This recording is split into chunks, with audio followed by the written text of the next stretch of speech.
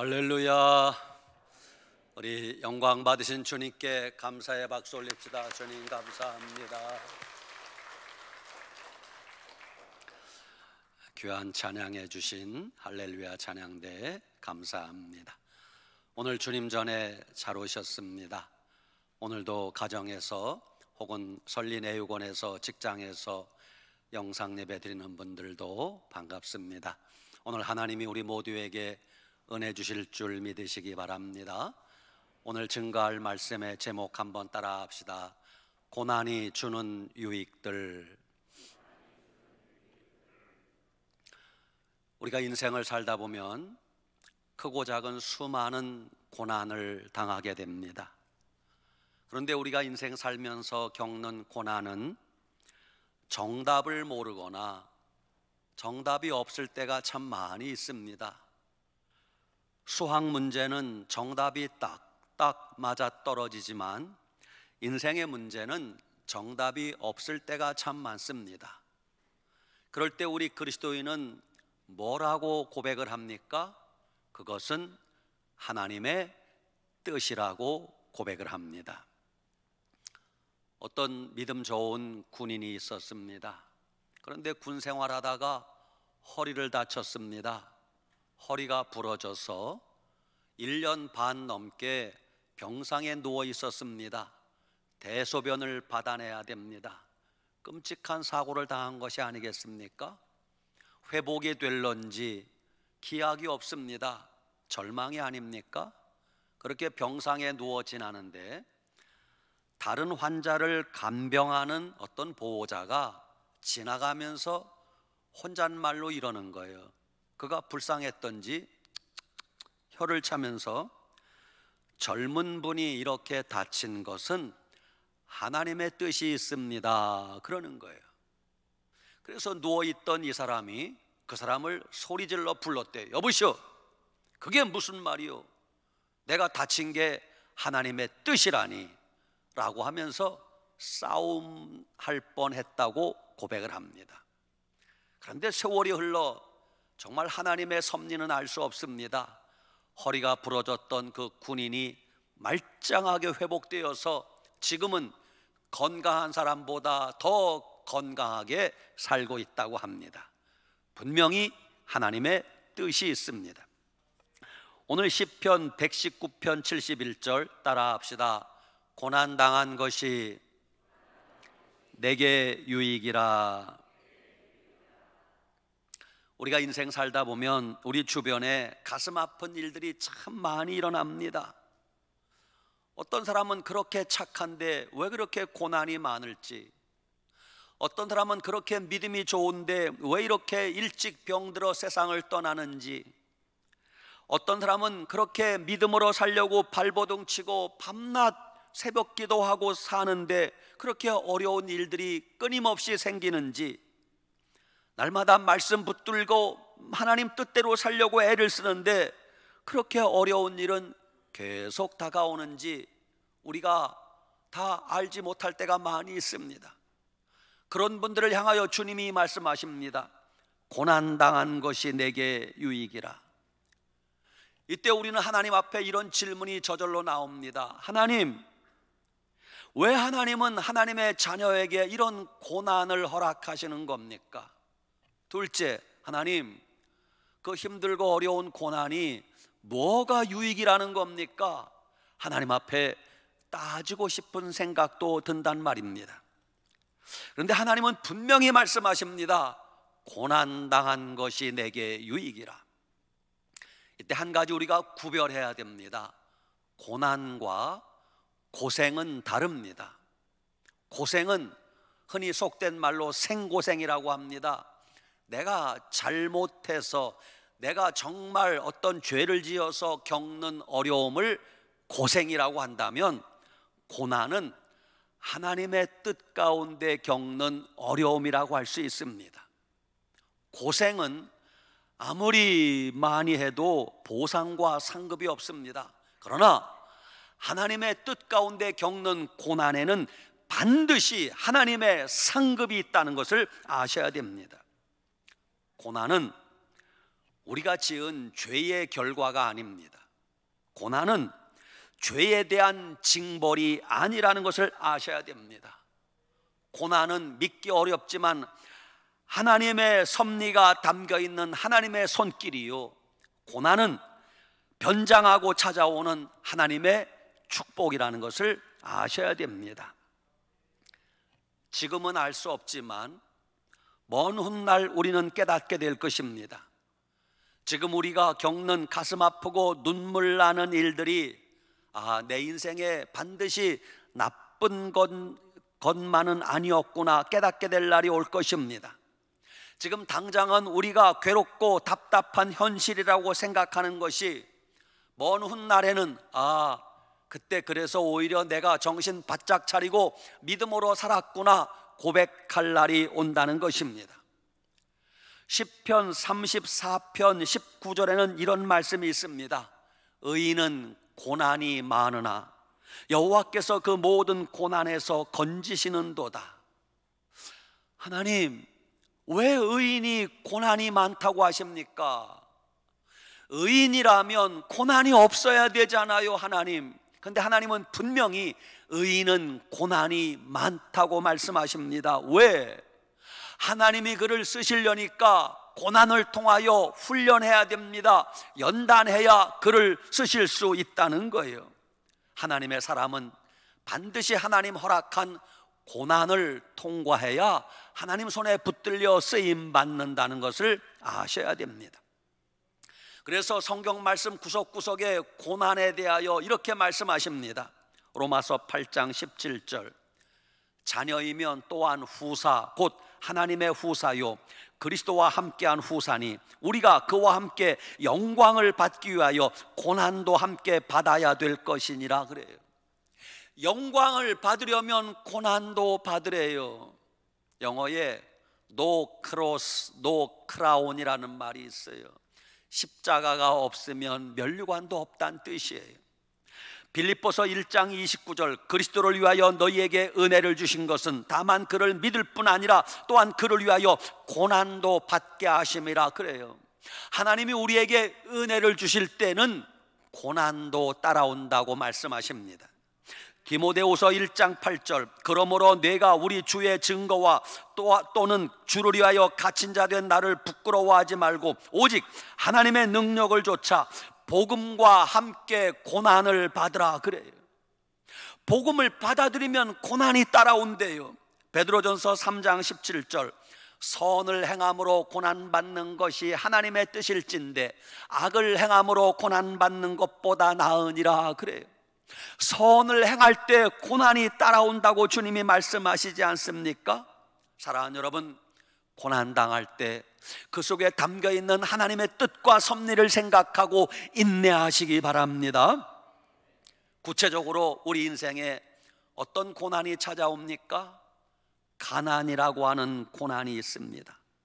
여러분, 가난이라는 고난이 반드시 나쁜 것만은 아닙니다.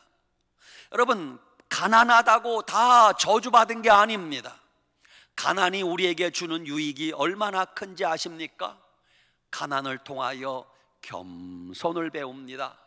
가난을 통하여 다른 사람의 아픔을 이해하게 됩니다. 가난은 우리 삶을 조금 불편하게 할 뿐입니다. 가난은 우리를 하나님께 인도하는 좋은 스승이 된다는 것도 아셔야 됩니다. 두 번째, 질병이라는 고난이 있습니다. 질병, 몸이 아프면 괴롭고 힘듭니다. 그러나 질병을 통하여 얻는 유익이 얼마나 많은지 아십니까? 교만하던 사람이 질병을 통하여 겸손해지게 됩니다. 질병을 통하여 하나님 앞에 무릎 꿇고 기도하게 됩니다. 질병을 통하여 하나님 앞에 회개하고 하나님을 찾게 됩니다. 내 주먹만 믿는다고 하는 사람이 질병을 통하여 회개하고 예수님 믿는 사람이 얼마나 많은지 모릅니다. 어느 여전도사님의 간증입니다. 물론 조금 오래된 간증입니다. 여전도사님이 얼마나 부지런하게 전도를 했던지 세상에 2달에 한 번씩 신발이 떨어진다는 거예요. 밑창이 닳아서 신을 수가 없어요. 얼마나 많이 걸은 거예요 도대체? 여러분, 요즘 신발 잘 떨어지지도 않아요. 몇 년 신어도 유행이 지날 뿐이지 별로 닳지도 않아요. 그런데 이 여전도사님은 얼마나 아침부터 저녁까지 바지런하게 전도하러 다니는지 2달에 하나씩 신발이 떨어진다는 거예요. 남편은 집사님이십니다. 신발이 떨어지면 남편에게 부탁을 합니다. 여보, 미안해요. 신발이 또 떨어졌어요. 신발 하나만 사주세요. 남편이 아무 소리 안 하고 아내의 신발을 사줍니다. 2달 지나서 여보, 미안해요. 요즘 신발값도 만만치 않아요. 또 떨어졌네요. 남편이 2말 안 하고 신발을 사준답니다. 3번째 2달 뒤에 또 신발이 떨어져서 남편에게 부탁을 하니 남편이 2말 안 하고 신발을 사줍니다. 세상에 6개월 동안의 신발을 3컬레를 바뀐 거예요. 2달 지나서 또 남편에게 여보, 신발이 또 떨어졌어요. 그러니까 남편이 이번에는 화를 버럭 내면서 이러더래요. 당신이 그렇게 아무데나 전도하지 말고 차라리 신발 파는 신발 가게 주인을 전도하라고. 그러면 신발이라도 하나 얻어 신지 않겠냐고 그렇게 화를 내더래요. 그래서 아내가 뭐요? 내가 신발 가게 주인을 전도하면 잘하면 신발이라도 하나 얻어 신겠구나 작정을 했대요. 근데 하나님의 뜻이 놀랍죠? 신발 파는 신발 가게 주인을 전도하려고 작정했더니 하나님이 세상에 이런 일이 신발 만드는 신발 공장 사장님을 전도하게 하더래요. 여러분, 그때 마침 그 신발 공장 사장님이 몸이 아파 병들었을 때라는 거예요. 몸이 아파 병들었을 때 하나님이 그 여전도사님을 보내서 복음을 듣게 하고 그 신발 공장 사장님이 예수님을 믿게 되었는데, 형님도 신발 공장 사장님, 동생도 신발 공장 사장님이야. 이름은 들어봤나? 두발로 까발로. 여러분 아세요? 그런 상표가 있대요. 두발로 까발로 사장님들이 그 여전도사님을 통하여 몸이 아플 때 예수님 믿고 구원받았다는 거예요. 할렐루야. 그래서 고난이 축복이라, 질병도 축복이라 할 수 있는 거예요. 여러분, 인생 살다 보면 많은 실패를 하게 됩니다. 실패가 꼭 나쁜 것만이 아니에요. 한 번 실수는 병가지 상사라고도 합니다. 실패는 성공의 어머니라고도 합니다. 여러분, 실패를 통하여 인내를 배우고 기도하게 만들고 모난 우리가 다듬어지고 성숙하게 되지 않습니까? 미국의 17대 대통령이 존슨 대통령이에요. 존슨 대통령은 사람을 뽑았을 때 자기 나름대로 몇 가지 원칙이 있었답니다.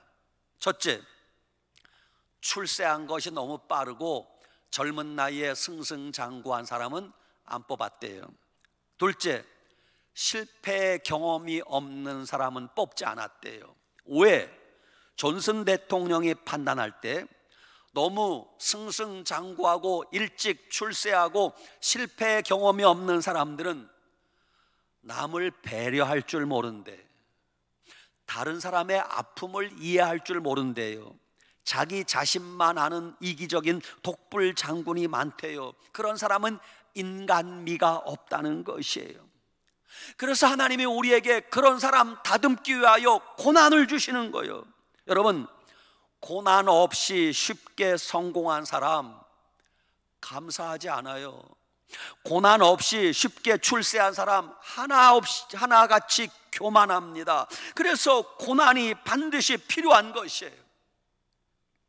네 번째, 어떤 일이 너무 늦어지고 지체되는 것이 반드시 나쁜 것만은 아니란 말입니다.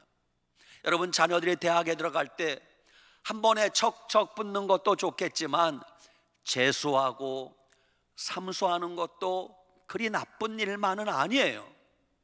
여러분, 자녀들이 직장에 들어갈 때 한 번에 척척 좋은 직장 들어가도 좋은 일이지만 시험에 떨어지고 또 떨어지고 그렇게 어렵게 직장 들어가는 것도 꼭 나쁜 일만은 아니에요. 왜? 그런 과정을 통하여 사람이 성숙해지고 무르익게 되는 것을 알 수 있기 때문입니다.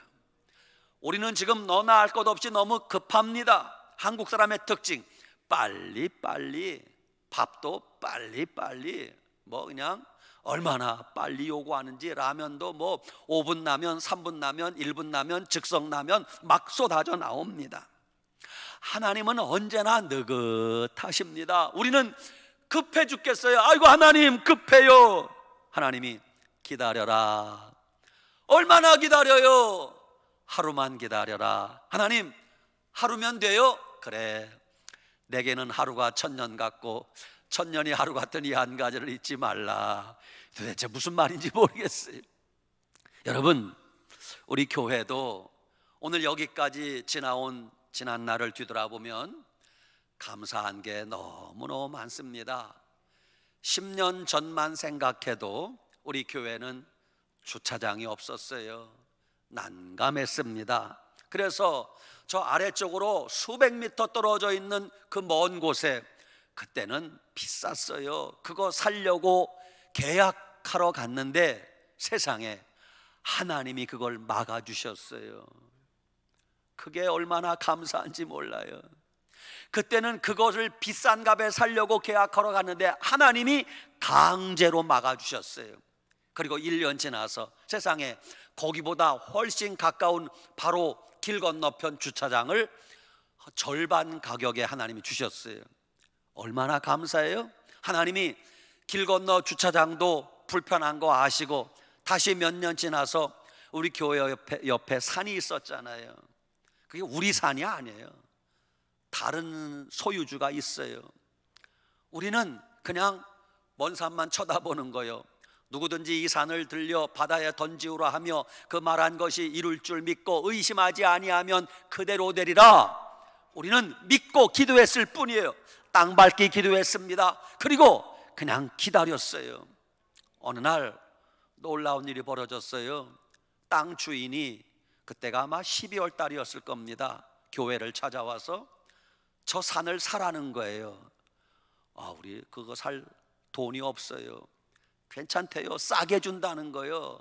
아무리 사라고 해도 비싸게 주면 못 사잖아요. 얼마에 줄 거냐고 하니까 여러분에게 말씀하면 기절할 겁니다. 아마 포항에서 제일 싸게 샀을 거예요.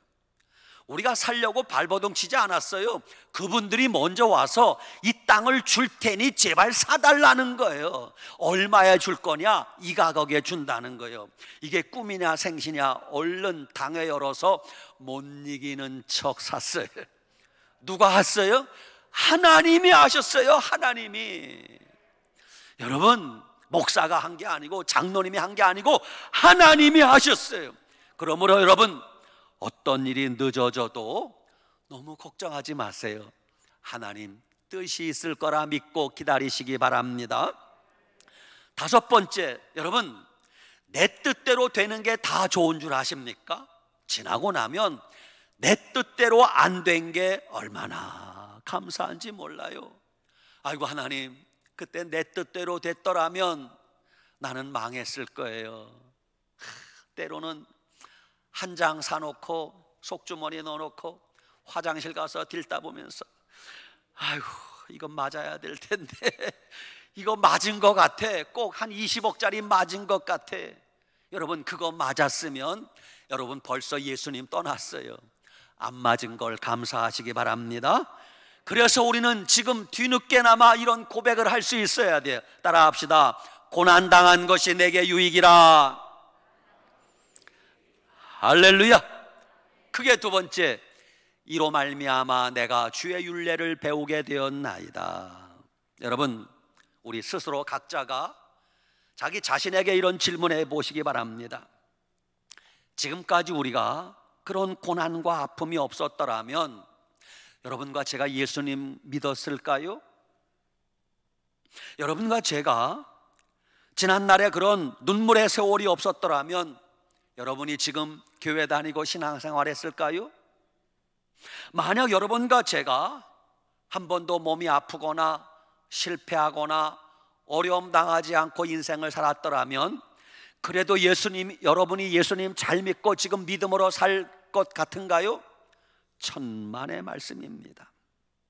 여러분, 우리가 지난날 고난당했기 때문에, 여러 가지 아픔을 겪었기 때문에 지금 그 속에서 예수님 믿고 믿음 가지고 살게 된 것을 감사하시기 바랍니다. 고난은 우리를 훈련하는 하나님의 훈련 도구라는 걸 아셔야 돼요. 고난을 통하여 하나님 말씀을 배우고, 고난을 통하여 우리의 믿음이 여기까지 성장했다는 것을 아셔야 됩니다. 무쇠덩어리는 그냥 그대로는 물러서 못 쓴답니다.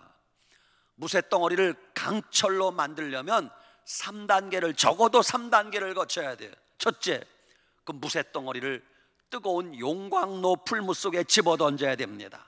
둘째, 벌겋게 달구어진 쇳덩어리를 망치로 두들겨야 됩니다. 세 번째, 두들기고 난 다음에는 찬물에 집어넣어 담금질을 해야 됩니다.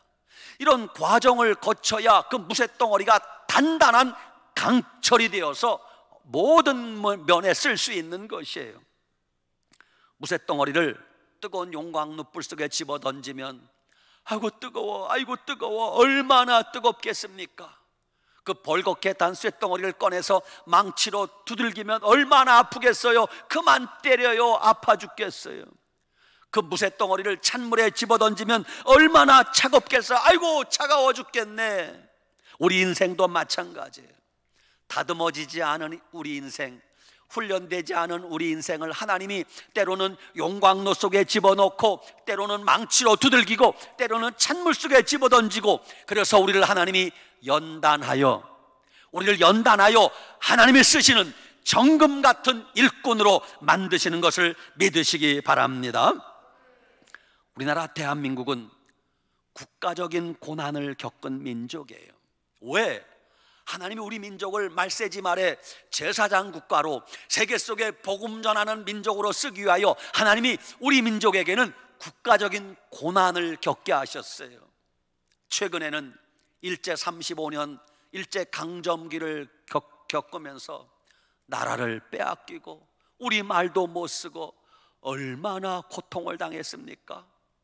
해방을 맞이하여 한숨 돌리는가 싶을 때 6.25가 일어났습니다. 북한의 김일성 공산당이 대한민국을 쳐들어왔습니다. 대한민국 나라를 다 빼앗길 지경에 처했습니다. 세상에 이런 고통을 겪은 나라가 몇이나 되는가요?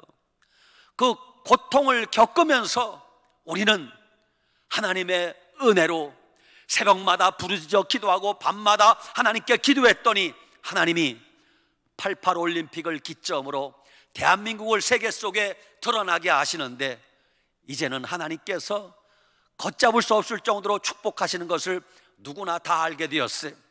그래서 이제는 어깨 펴고 어딜 가든 필승 코리아 대한민국 국민인 것을 자랑하게 되었는데, 아직 고난이 끝나지 않았어요. 1997년 IMF가 터졌습니다. 갑자기 폭락을 했습니다. 국가 부도가 난 것입니다. 많은 사람들이 절망의 죽음에 내몰렸습니다. 우리는 고난이 끝났나 싶으면 또 찾아오고 또 찾아오고 또 찾아와요. 그래도 그 속에서 하나님이 오늘의 대한민국, 지금까지 하나님이 붙들어 주시고 지탱하고 계심을 믿으시기 바랍니다.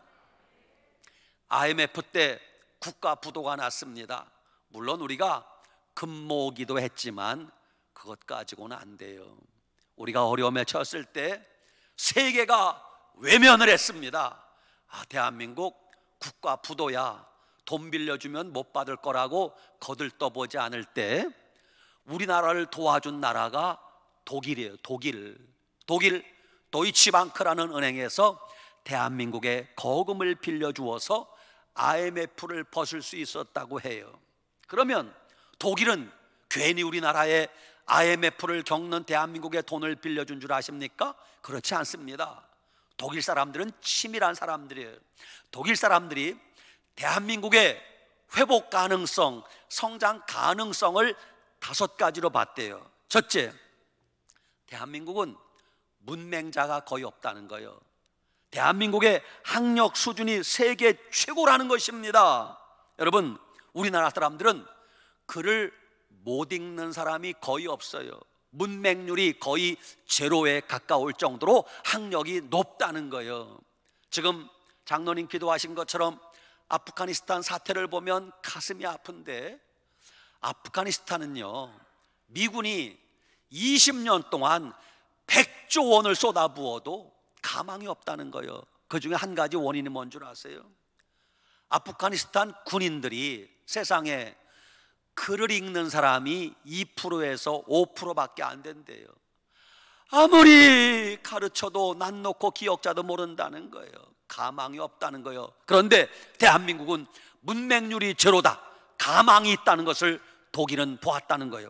두 번째, 대한민국은 봄, 여름, 가을, 겨울 4계절이 있어서 대한민국은 추위도 겪고 더위도 겪어서 모든 날씨를 겪었기 때문에 단련되어 있는 나라라는 거예요.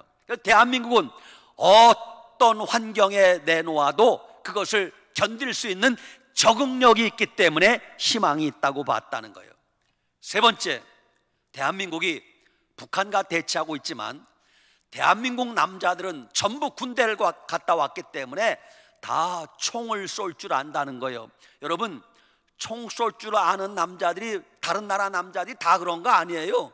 대한민국 남자들 위대한 남자들입니다. 그래서 북한과 대치하고 있지만 걱정하지 않아도 된다. 왜? 모든 남자가 다 총을 쏠 수 있기 때문에 희망이 있다고 독일이 판단했다는 거예요. 네 번째, 대한민국은 비록 어려움을 겪지만 그때도 삼성, 현대, LG, 한화, 포스코, 조선업, 세계유리, 자동차, 철강산업, 석유화학, 이런 여러 가지 굵직굵직한 공장들이 있기 때문에 소망이 있다고 보았다는 것이에요. 다섯 번째, 대한민국은 세상에 나라는 조그만 나라인데 얼마나 배포가 큰지 항상 초인류 1등을 지향하는 민족이라는 거예요. 그 백성 희망이 있다고 독일 사람들이 도이치방크에서 판단을 해서 우리나라에 돈을 빌려주어서 IMF를 일찍 끝낼 수 있었다. 할렐루야! 그렇습니다. 하나님의 은혜가 아닐 수 없습니다. 여러분, 우리나라는 다른 나라와는 다릅니다. 하나님께 선택된 선민이기 때문에 우리는 하나님 뜻에 꼭 맞는 일을 하면 하나님 막 복을 쏟아부어 주시고, 하나님 뜻에 조금 어긋난 길로 가면요, 하나님이 막 가만두지 않습니다. 여러 가지 방법으로 흔들어 깨우신다는 것을 아셔야 돼요. 그래서 우리가 이 말씀을 기억하셔야 돼요. 시편 119편 67절, 고난당하기 전에는 내가 그릇 행하였더니 이제는 고난당한 후에는 주의 말씀을 지키나이다. 고난당하기 이전, 비포와 고난당하기 이후, 애프터가 달라졌다는 것입니다. 우리도 마찬가지입니다. 우리가 고난당하기 전에는 자기 중심으로 살았습니다. 고난당한 이후에 하나님 중심으로 살게 됩니다. 우리가 고난당하기 전에는 세상 중심으로 살았습니다. 고난당한 이후에 예수님 중심으로 살게 됩니다. 우리가 고난당하기 전에는 돈만 따라가며 살았습니다. 고난당한 이후에 믿음 중심으로 살게 되는 것입니다. 그래서 고난이 우리 삶의 중요한 분기점이 된 것을 알아야 됩니다. 여러분, 모든 고난이 죄의 결과라고 보지 마세요. 욥이 당한 고난 죄 때문입니까? 하루아침에 재산 다 잃어버리고, 하루아침에 10남매 자녀들 다 죽어버리고, 자기 몸이 병들고, 욥이 당한 고난이 죄 때문이 아닌 걸 알고 있잖아요. 요셉이 당한 고난은 죄 때문입니까? 아닙니다. 하나님의 뜻이 있어요. 나사로가 병들었을 때 예수님이 뭐라고 말씀하세요? 아니라 이 병은 죽을 병이 아니라 하나님의 영광을 위함이요 하나님의 아들이 이로 말미암아 영광을 받게 하려 함이라 그러셨어요. 모든 고난이 죄로 인한 것이 아니라는 것을 아셔야 돼요. 신명기 8장 2절에 이런 말씀이 있습니다. 내 하나님 여호와께서 이 40년 동안에 너로 광야길을 걷게 하신 것을 기억하라 그래요. 하나님이 하나님의 백성을 40년 동안 광야길, 고난의 길을 겪게 하셨다는 것입니다. 왜? 이는 너를 낮추시며 너를 시험하사 내 마음이 어떠한지 그 명령을 지키는지 아니 지키는지 알려 하심이라. 그래서 하나님이 광야길, 고난의 길을 겪게 하셨다는 거예요. 로마서 8장 18절, 생각건대 현재의 고난은 장차 우리에게 나타날 영광과 좋게 비교할 수 없도다. 여러분, 지금 아무리 여러분의 고난이 커도 장차 누릴 영광에 비하면 아무것도 아니라는 거예요. 베드로전서 4장 19절, 그러므로 하나님의 뜻대로 고난을 받는 자들은 또한 선을 행하는 가운데 그 영혼을 미쁘신 창조주께 의탁할지어다. 그래. 하나님의 뜻대로 받는 고난이 있다잖아요. 베드로전서 5장 10절, 모든 은혜의 하나님 곧 그리스도 안에서 너희를 부르사 자기의 영원한 영광에 들어가게 하시니가 잠깐 고난을 당한 너희를 온전하게 하시며 굳건하게 하시며 강하게 하시며 털을 견고하게 하시리라 그랬어요. 성도가 당하는 고난은 영원한 것이 아니라 잠깐 당하는 고난이다. 그렇습니다. 우리가 당하는 고난에는 하나님의 뜻과 섭리가 들어있음을 아셔야 됩니다. 예수님이 하신 말씀 가운데 참 이해가 안 되는 말씀이 있어요. 마태복음 5장 3절, 심령이 가난한 자는 복이 있나니 천국이 그들의 것이며, 누가복음 6장 20절, 너희 가난한 자는 복이 있나니 하나님의 나라가 너희 것이며. 아니, 가난한 게 뭐가 좋다고? 심령이 가난하든 물질이 가난하든 가난한 게 좋아요? 근데 주님은 가난한 자가 복이 있다고 분명히 말씀하세요. 이게 무슨 뜻일까?